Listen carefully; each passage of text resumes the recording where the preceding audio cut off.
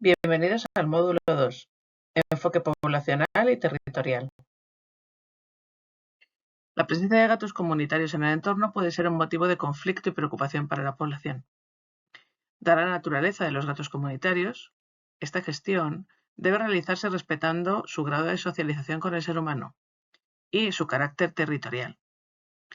Es imprescindible gestionar las poblaciones felinas para conseguir su progresiva disminución, al mismo tiempo que se mejoran sus condiciones de bienestar y se minimizan sus posibles impactos en el entorno. El control poblacional de gatos comunitarios debe realizarse siempre a través de una gestión adaptativa. Debemos considerar su número, las condiciones y espacios donde se encuentran los gatos y el sistema de elección, que es la gestión integral de poblaciones felinas o el método CER, según el tipo de territorio y las circunstancias que tengamos. Además, es especialmente importante aplicar actuaciones complementarias por parte de la entidad local para optimizar los resultados. El enfoque poblacional es el adecuado para abordar la gestión de poblaciones felinas. Frente a un enfoque individual clásico, utilizado frente a animales abandonados o en veterinaria individual, el enfoque poblacional debe guiar todos los pasos de la gestión.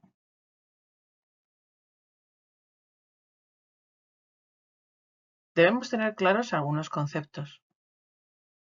La tasa de crecimiento intrínseco es un parámetro fundamental en ecología y demografía. Se define como la diferencia entre la tasa de natalidad y la tasa de mortalidad de una población bajo condiciones ideales, es decir, sin limitaciones por recursos o factores ambientales adversos. En el caso de poblaciones felinas, tenemos que entender que debe reducirse primero el crecimiento natural de la población para lograr que disminuya. Otro concepto fundamental es la capacidad de carga. La capacidad de carga de un sistema es la máxima cantidad de gatos, en este caso, que un área puede sostener sin aumentar el número. Es decir, el máximo número de gatos que puede tener ese área con los recursos disponibles. La densidad de población es el número de individuos por territorio. Debemos tener en cuenta que a mayor densidad de población se dificulta la reducción, ya que aumenta la reproducción y, por tanto, las tasas de supervivencia. Otros conceptos que tenemos que conocer son el retraso de la reducción. Este concepto lo que nos dice es que la disminución de la población en gestión de colonias felinas ocurre lentamente debido a la compensación inicial de nacimientos. Así, los programas CER empiezan a verse efectivos después de pasado un primer periodo de tiempo.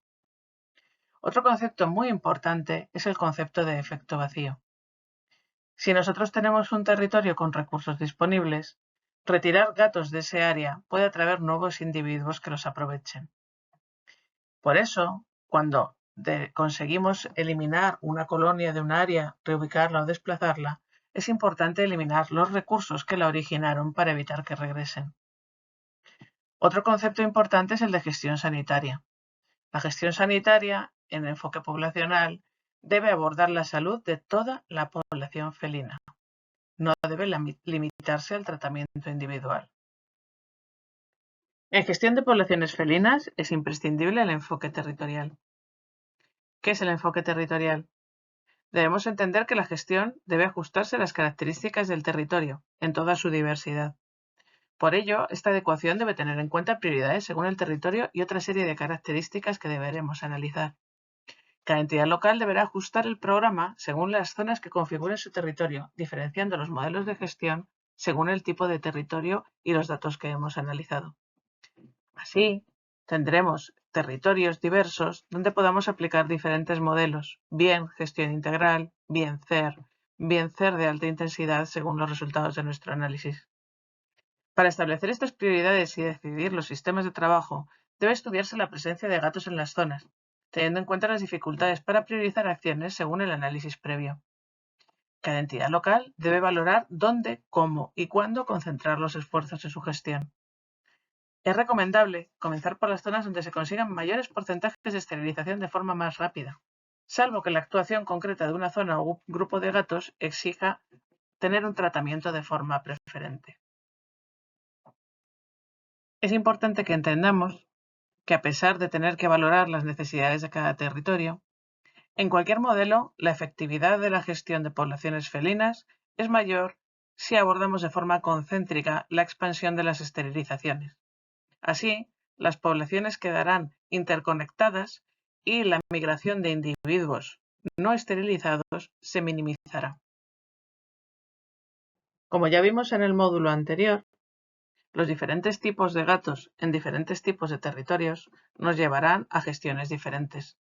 Por eso es importante que entendamos qué tipo de población tenemos, en qué territorio está ubicada, de qué recursos se alimentan y qué grado de socialización tienen.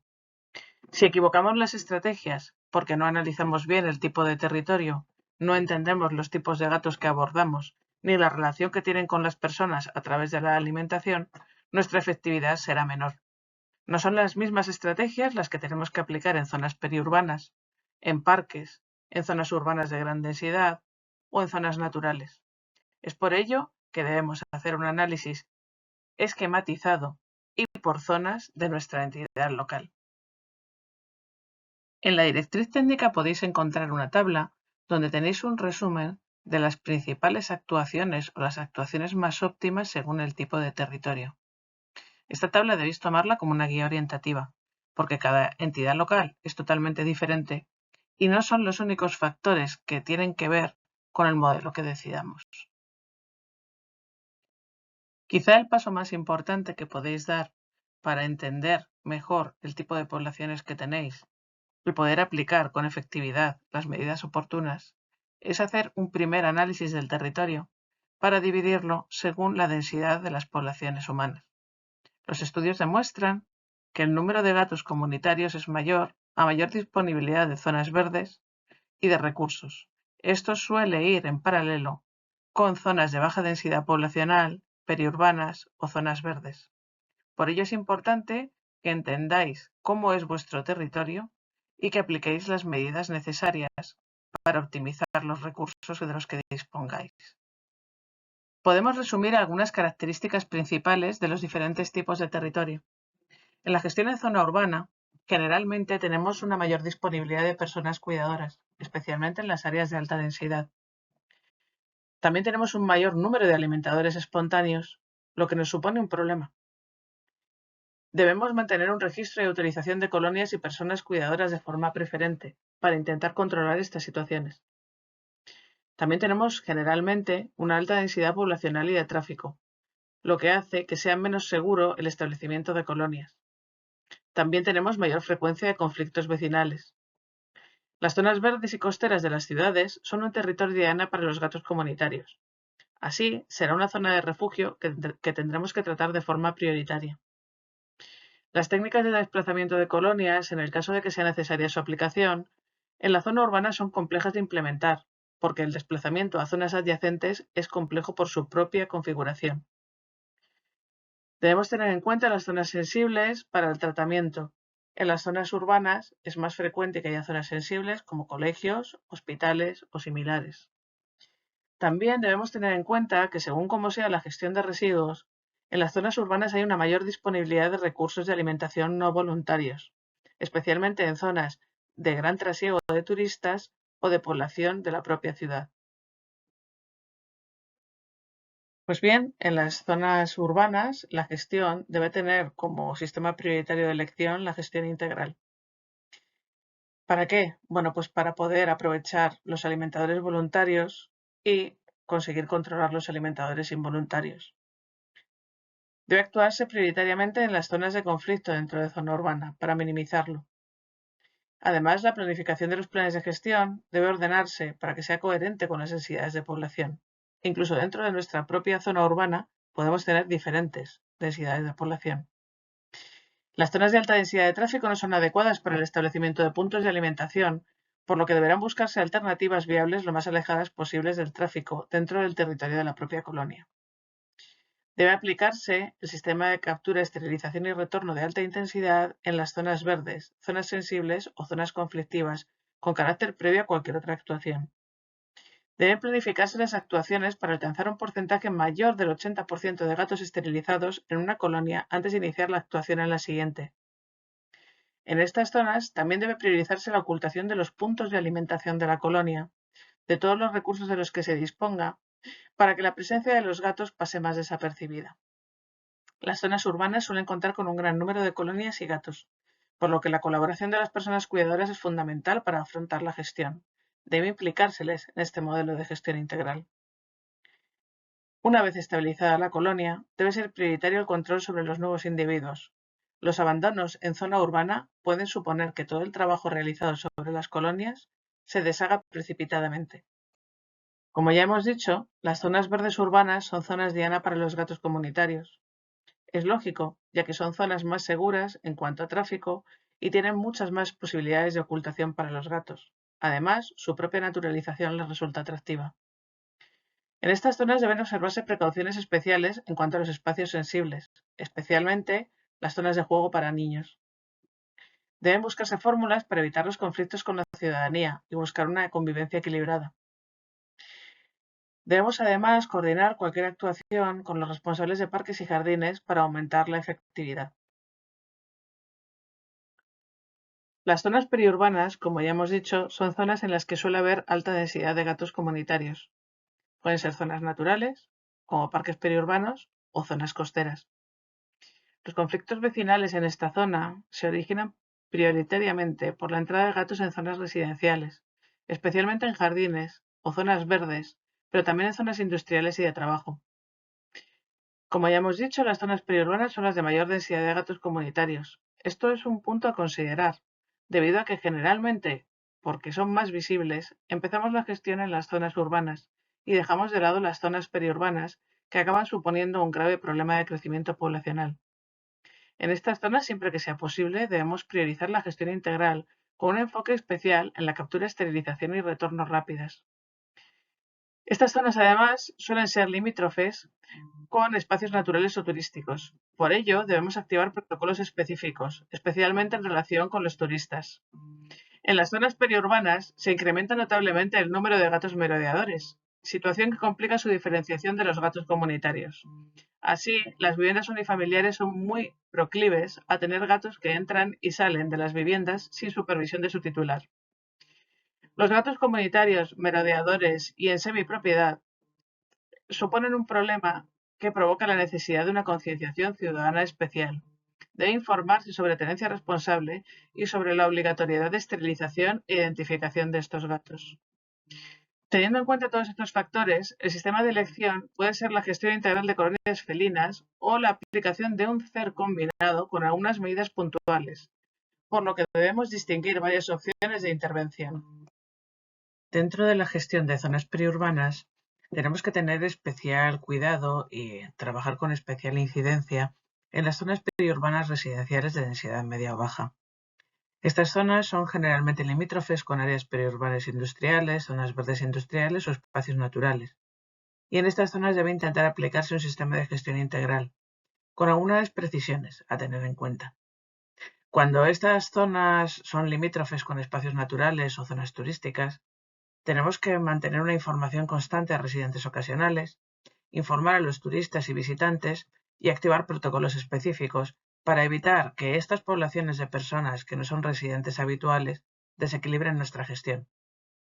En las zonas con baja densidad, con viviendas unifamiliares, debe priorizarse el CER sobre la gestión integral, ya que es mucho más sencillo conseguir la captura, esterilización y retorno que un sistema de alimentación constante, debido a que muchas de las viviendas tienen gatos en su interior que no son de su titularidad.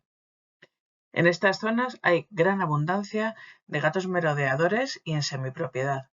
Por eso necesitamos concienciar a los ciudadanos que residen en estas zonas para que nos ayuden en la gestión. Hay que informar de forma fehaciente sobre tenencia responsable y sobre la obligatoriedad de esterilizar e identificar sus propios gatos. Las zonas industriales, por su propia configuración, son una zona diana para los gatos comunitarios. Así encontraremos generalmente una alta densidad de gatos por disponibilidad de recursos. Muchas de estas zonas periurbanas industriales son limítrofes con espacios naturales, lo que nos obliga a tener especial cuidado en la gestión. Generalmente disponemos de un menor número de personas cuidadoras, por lo que tenemos que involucrar a los trabajadores locales para que nos ayuden en la gestión. Es fundamental que en estas zonas intentemos implantar la gestión integral para fijar las colonias y evitar desplazamientos, especialmente en las zonas sensibles colindantes. Cuando la zona periurbana es de carácter de medio natural, tenemos que priorizar, ante todo, la esterilización de los individuos para evitar que la población aumente. También podemos plantear una gestión integral de manera ocasional, especialmente para ayudarnos en tareas de desplazamiento y reubicación, pero también para poder evitar tasas de depredación en zonas sensibles. Es fundamental informar a las posibles personas cuidadoras y educar a la población, tanto permanente como provisional, especialmente en zonas turísticas. Muchas de estas zonas deben tratarse como zonas naturales debido a la falta o a la escasez de población residente. La gestión en las zonas rurales tiene un carácter diferenciado. En primer lugar, tenemos que decir que debe priorizarse siempre el CER para controlar la población en áreas fundamentalmente agropecuarias. En estas áreas tradicionalmente ha habido siempre gatos en semipropiedad o merodeadores, porque han tenido una utilidad para la población. Debido a que estas zonas rurales tienen una gran variabilidad en disponibilidad de cuidadores, porque no todas las zonas rurales tienen la misma tipología poblacional, debemos valorar aplicar la gestión integral según los recursos humanos y económicos. También es importante educar a la población sobre la gestión de colonias felinas y sobre la tenencia de gatos en general, ya que, como hemos dicho, en el medio rural los gatos han sido animales de utilidad tradicionalmente. Cuando tenemos una población estacional, o vacacional, o turística, tenemos que tener en cuenta que hay dos factores que nos van a ayudar a controlar mejor la población para evitar picos de alimentación. Uno es el control estricto de la alimentación y otro es informar a esta población estacional de las acciones que pueden o no pueden hacer para colaborar en la gestión. Una de las cuestiones más importantes es cómo gestionar las poblaciones felinas en el medio natural y especialmente en el medio natural protegido. Siempre debemos aplicar un CER de alta intensidad, priorizando la intervención profesional. Hagamos lo que hagamos posteriormente, lo más importante es evitar que la población crezca, y esto no es incompatible con posteriores reubicaciones o desplazamientos. Teniendo en cuenta que tenemos un número de personas cuidadoras escasas o inexistentes, deberemos basarnos sobre todo en medios profesionales. Debemos evitar nuevos puntos de alimentación porque atraerían a nuevos individuos, pero sí podemos utilizarlos y debemos utilizarlos como una herramienta de gestión, porque sin ellos será imposible realizar desplazamientos o reubicaciones de gatos comunitarios, y en algunos casos nos ayudarán a minimizar la actividad depredadora mientras llevamos a cabo otras acciones. Es importante que mantengamos colaboración con entidades conservacionistas y utilicemos todos los medios profesionales disponibles. En este medio, la concentración de gatos es mucho menor y hay una mayor dispersión, por lo que las acciones de captura, esterilización y retorno son mucho más complejas, y los riesgos de conflicto con biodiversidad hacen que tengamos que actuar de forma rápida y contundente. Es fundamental controlar los nuevos individuos, a pesar de la dificultad que supone por el tipo de medio. Y además tenemos que tener en cuenta que la presencia de otras especies y su posible interacción con las actividades de gestión puede ser un problema para cualquier actividad programada o incluso suponer una distorsión en algunas de las herramientas que utilicemos. Por último, es importante destacar que dentro del medio natural podemos encontrar diferentes tipos de asentamientos humanos, fincas rústicas, granjas, que son espacios rurales con una actividad humana permanente y que deben ser objeto de una atención especial y concreta. Tenemos que conseguir que las personas implicadas entiendan las peculiaridades de estos espacios y mejorar la gestión poblacional integrándola de una forma quizá mucho más intensa y con más elementos para maximizar su efectividad y reducir al mínimo posible el impacto en la biodiversidad. Si no actuamos sobre estas construcciones o espacios humanos concretos, nuestra gestión en el medio natural quedará gravemente perjudicada.